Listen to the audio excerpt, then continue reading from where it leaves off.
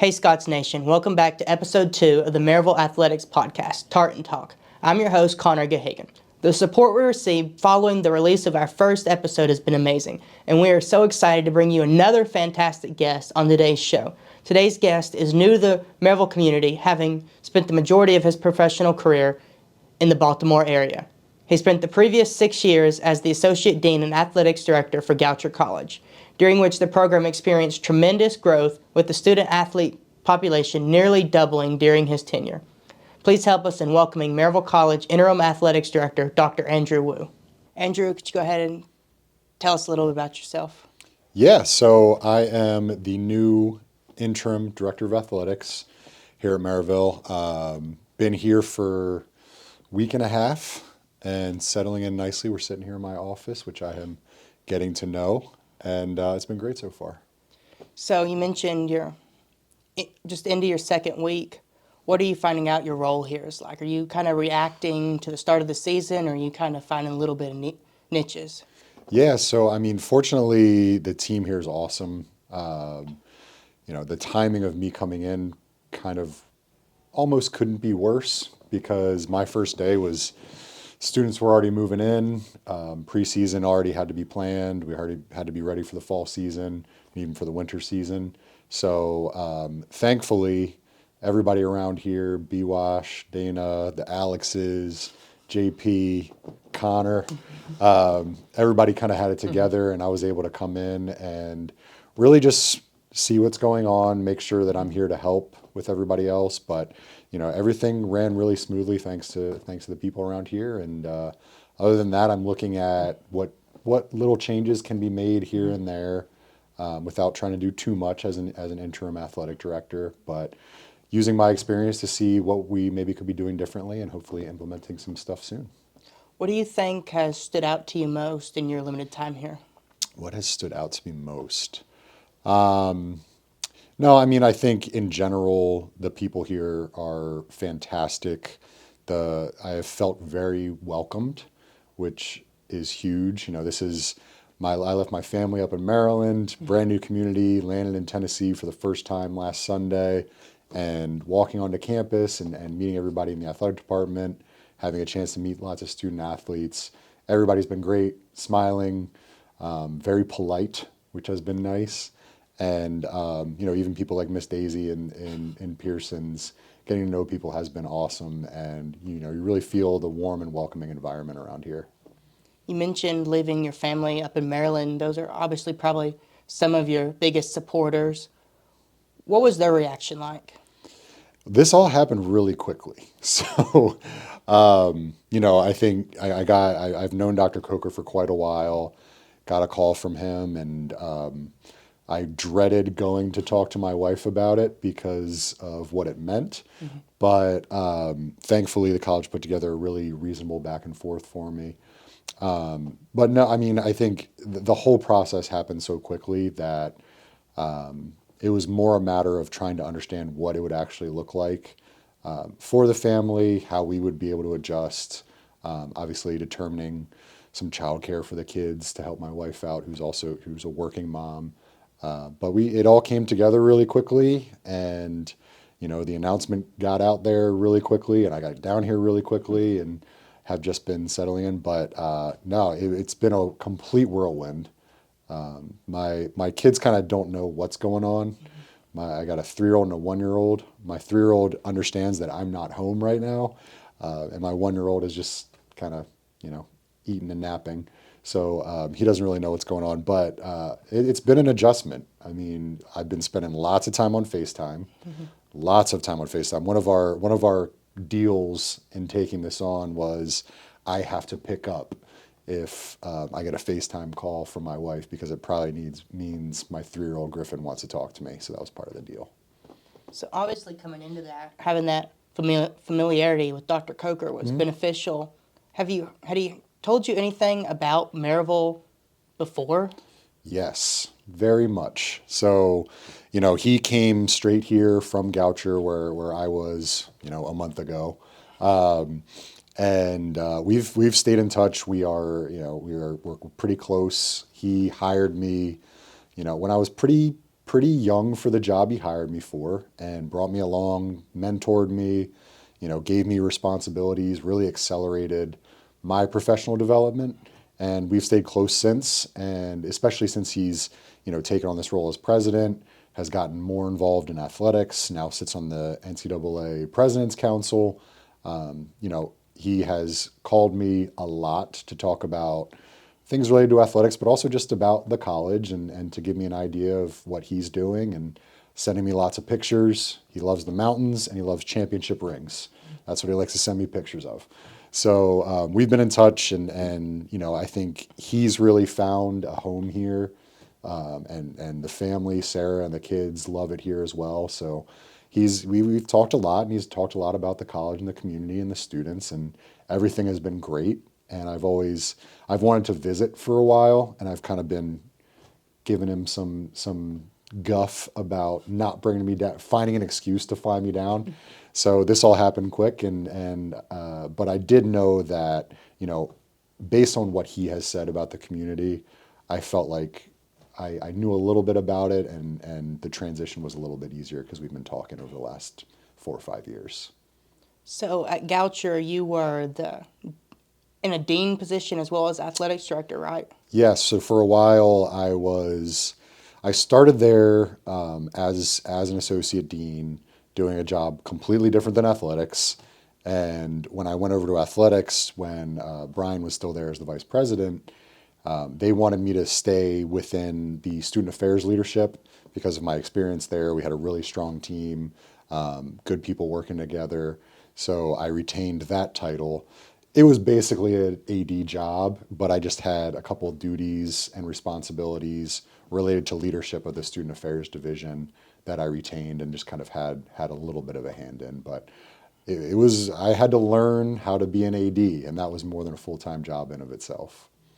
Do you think having that background with student affairs helped maybe with student athlete relations? Yes. So, I think the coaches at Goucher were overall positive about my hire as the athletic director. I knew everybody over there. I was always down there. I was always a big supporter of student athletes, but I didn't have a ton of experience in the world of athletic administration. I had coached a little bit, but that's pretty much it. So fortunately, I had lots of colleagues at Goucher who I trusted and could be very honest with me, who basically told me like, hey, we know what we're getting out of you. You got to learn some stuff. But one thing that they told me very consistently was, as we are trying to support our student athletes, we know you can help us with those things. If we have a student athlete who's coming to us with a complicated or even a crisis situation, we know that we can come straight to you and you can help us think through the situation on how to best support the students.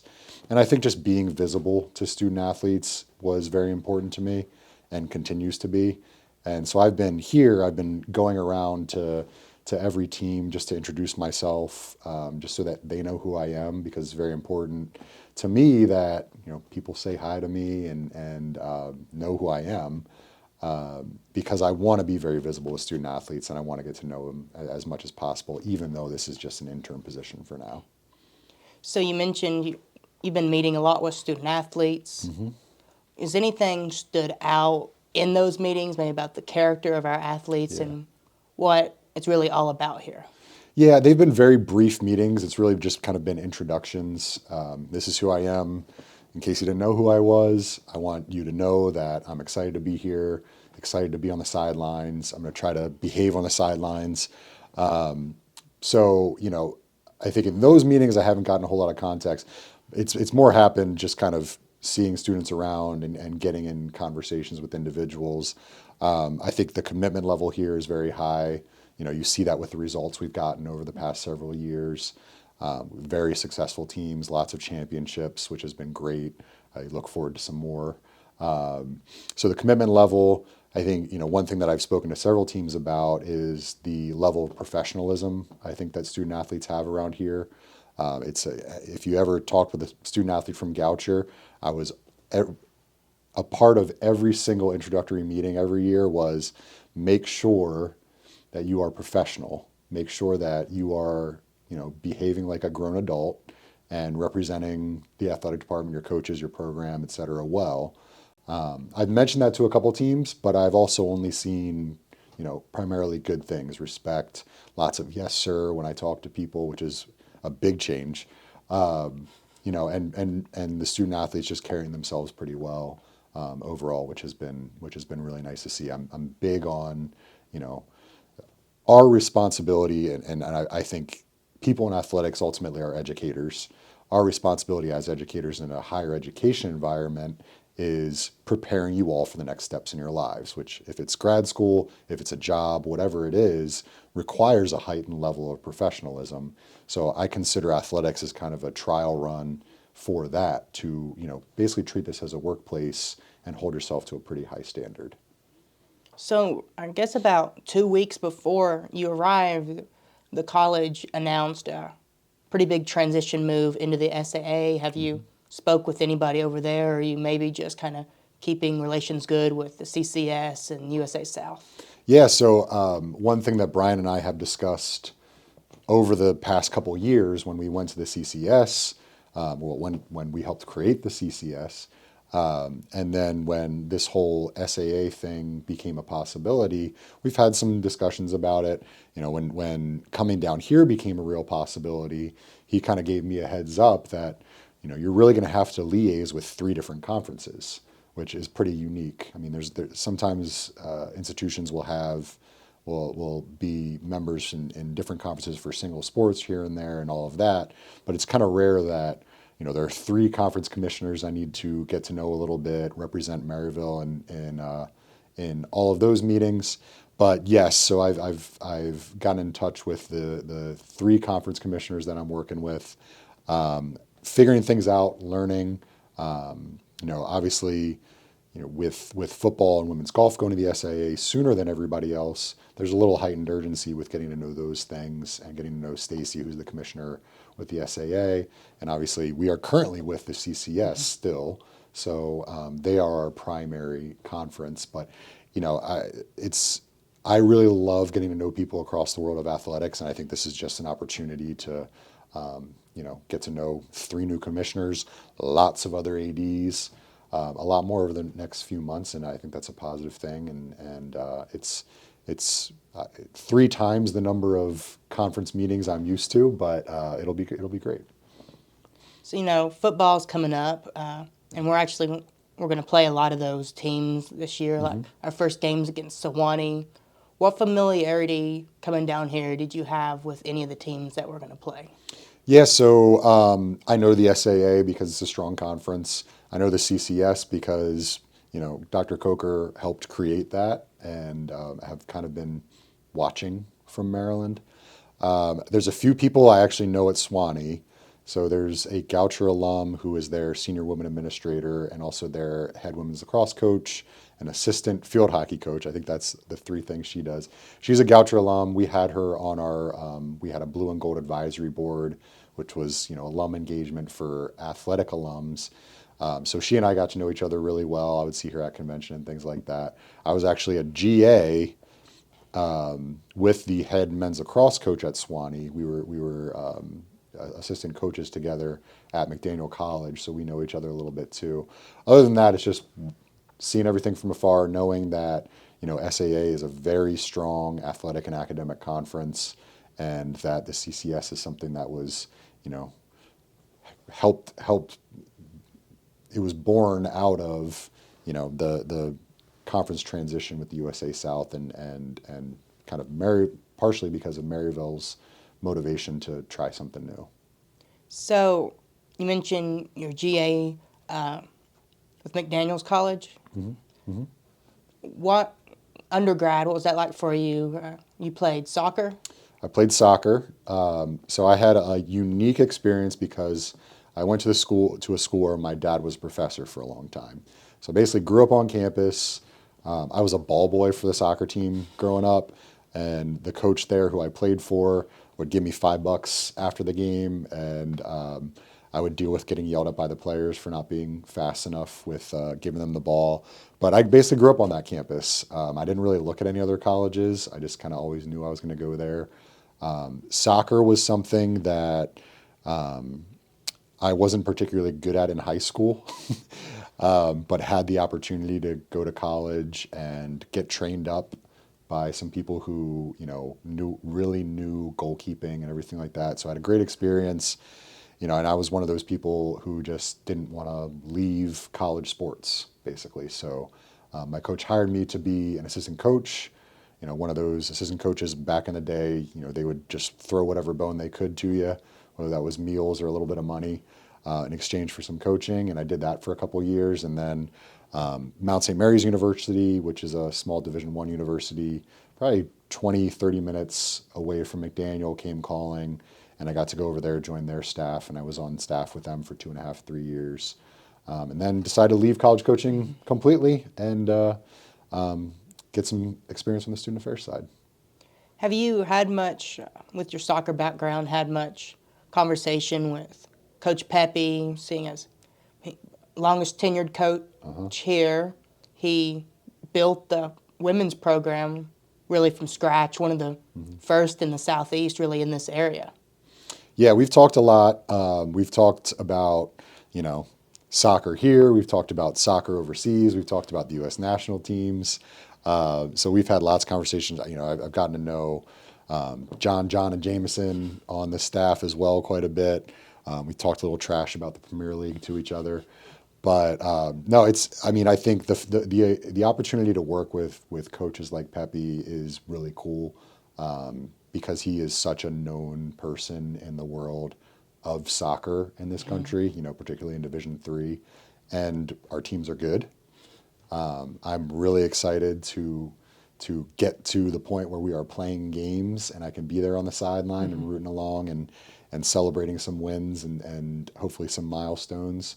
But, Pepe's a little bit unique in the college world because he's been here for so long and been successful for a long time as well. So good opportunity for me to work with him and probably learn some things from him too. What about the other coaches? What stood out about the staff? Yeah, desire to be successful, excitement about going to the SAA and being able to compete in what some might see as a tougher competitive conference. And having that excitement to be ready to step up and compete at a different level within Division III, and having optimism there has been great. These coaches really care about their student athletes, from what I can tell, which is a pretty common thing across Division III. But I think it's important to say that the care about the student athletes is paramount. And that's clear in our first conversations. But I would say desire and ability to win now and in the future when we go into a tougher conference. So I've kind of heard the grapevine a little bit. You're being from Baltimore. You're kind of big Ravens fan. I am a big Ravens fan. And Alex Slocum over there. He's Alex also Slocum. It's my guy. Big Ravens fan. And maybe the biggest thing this offseason was kind of poach Derrick Henry over here from Tennessee. Yeah. How do you think the team's looking this year? We will win the Super Bowl. That you can take that to the bank. I say that every year, but I realistically I think last year might have been a really good chance that we missed out on, unfortunately, because we were destroying teams. Like every hard test we had in the regular season and postseason, we were just annihilating teams. I think the Texans came off of punishing, who did they beat in the wild card game? Was it Cleveland? They just destroyed them. And, going into that game, everybody in Baltimore is like, uh-oh, Houston might be legit. And then we just wiped them off the field. Very unfortunate AFC Championship game. I think if we would have gotten into the Super Bowl, we probably would have won it. But now we can do it this year. And I will be celebrating that. Big Ravens, Orioles. I'm a Terps fan, so Maryland Terrapins, who thankfully are not in UT's conference, and I don't know how much we play them, so I don't have to have any conflicts there. But I'm a Baltimore, Maryland guy through and through. Mention the Premier League. Any teams there you're kind of rooting for? Well, if I answer this question, I'm going to have to preface it for the people who know soccer. I had to do this with the coaches. I had to do this with the teams that I talked to. I am a Man City fan. I have been a Man City fan for a long time. Okay, so anybody who knows Premier League, Man City's got a lot of bandwagon fans, but I jumped on with Man City back when Gio Reyna's dad, so if you know soccer, Gio Reyna plays for the U.S. right now. There was that whole dramatic debacle with the World Cup with the manager and Gio. His dad played for City and was one of very few American players in the Premier League. And so my friends and I, we kind of wanted to jump on then. That was around the time where games were really starting to be shown on TV in the States a little bit more. We wanted a team. We didn't want to jump on with Man United or Liverpool that was winning everything at the time. So we got on we jumped on the City bandwagon at a very good time because a few years later they were purchased by some very rich people and invested in the club and hoping to get fifth straight Premier League title this season, which is pretty cool. Any interest in the USL? We got a couple teams popping up in here. Nashville just got a team. There's a team over in Charlotte. Yep. Yeah, so I watch a little bit. I am familiar with Nashville's team a little bit, partially because a guy I coached at Mount St. Mary's played. He was drafted to the MLS, I think in the first round, and ended up playing for Nashville for several years. So I've kind of been like watching them for a little bit. But yeah, I love the excitement around soccer in the country right now. Obviously, like I love sports. But as a soccer person, I've been disappointed for a long time that soccer hasn't been a little bit bigger, a little bit more respected. So I see that happening now, and places like Nashville, where the soccer culture is pretty strong, are kind of driving that. So I'm excited to be down here and enjoying that. Did you get to catch any of the women's Olympic gold medal match? We were doing first year move-in that day, so I didn't get to catch much of it, but maybe you got to see some of it? Yeah, I definitely, my wife was a soccer person as well, so we love watching the women's team together. I have great respect for the women's game because I get frustrated sometimes watching the men flop around on the field like babies, and the women tend to do that a little less. I was disappointed that Alex Morgan over here, his namesake wasn't on the team because I'm a big Alex Morgan fan. She's been really good for a very long time. But it was fun to watch them and win gold. That's where we should be, I feel, especially on the women's side. I think it was also just fun to watch the young stars shine, though, without the faces of the veterans like Megan Rapinoe and Alex Morgan. Yeah, Trinity Rodman was fun to watch. She's dynamic and obviously, has really good lineage athletically, being Dennis Rodman's daughter, and the youngsters getting in there who I don't know as well. When I was growing up and stuff like that, we're kind of every stage of the women's team has changed a little bit, and I think we're kind of getting into a new one where an important core of this team is going to be built off of that. So I need to get to know them a little bit better, but winning gold is a good start.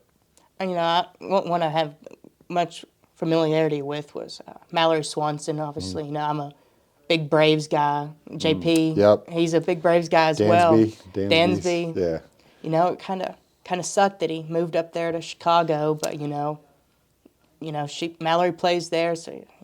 Well, I'll add this, since you brought up baseball, that the Baltimore Orioles are also winning the World Series. So while we're on the topic, just put that out there as well. But yeah, it's cool to see, like in pro sports, the couples and the relatives and stuff. That's really fun to see. I've been really itching for one of Cal Ripken's like nieces or nephews or somebody to break into pro sports. But I don't think we've really seen that. But that'll be happening. The children of the people that I idolized will be coming up here pretty soon, which makes me feel old. We've seen a couple. I can't think off the top of my head. Draft a couple years ago. Maybe it's the second or third pick was.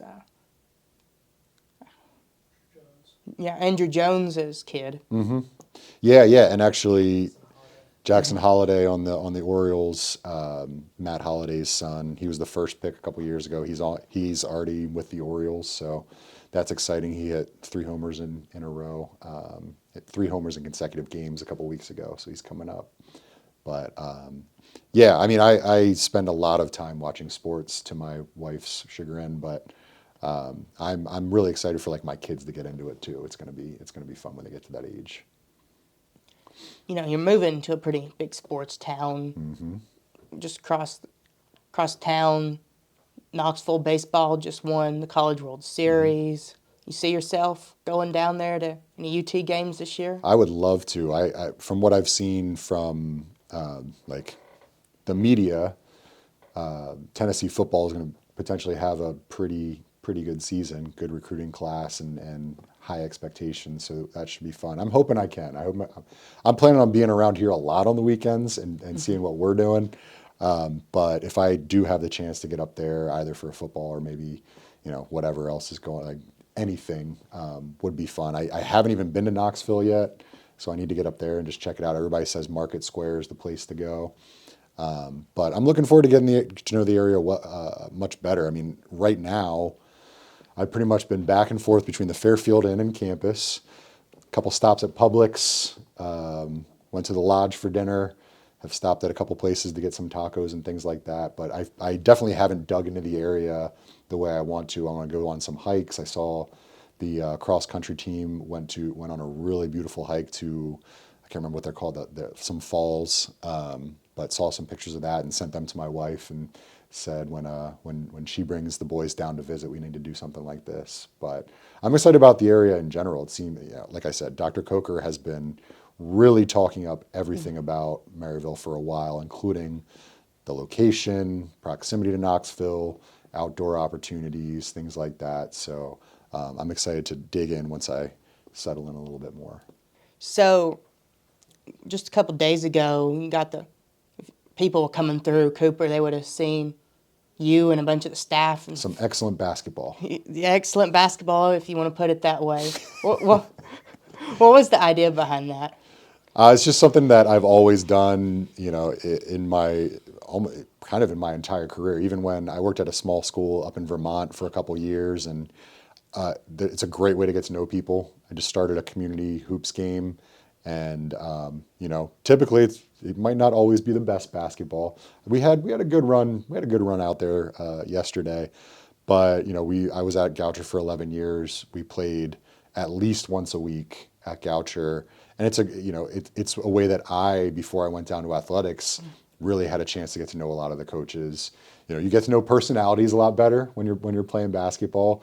You get to know like who's a trash talker, who has fun, who takes things a little too seriously maybe. But the game was a blast. We had we did like a 4v4. I was the MVP by far. I embarrassed Coach Raul multiple times, and he would be really upset if he ever sees this. But they actually beat us. But it was a lot of fun, and we had B-Wash out there, we had Bree out there, we had Andre from the football staff, Doug, our tennis coach, Raul and Jeff, and myself. I think that was just about everybody. Hunter from track and field, cross country. So it's just a good way to have a little fun, honestly, which is really needed sometimes in this line of work. I think we tend to, especially when we're on the back end of things behind the scenes. It's really nice to get out there. All of us have a competitive drive.